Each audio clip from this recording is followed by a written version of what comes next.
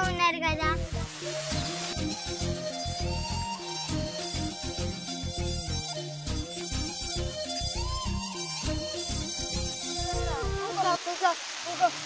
నీసం ఏడికొచ్చారా? సరే సరే నేను ఇంకా తిని పొలం కడుక్కోవాలి.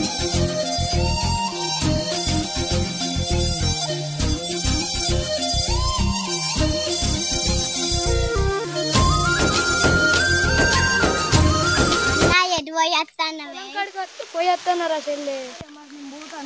సరే సరే.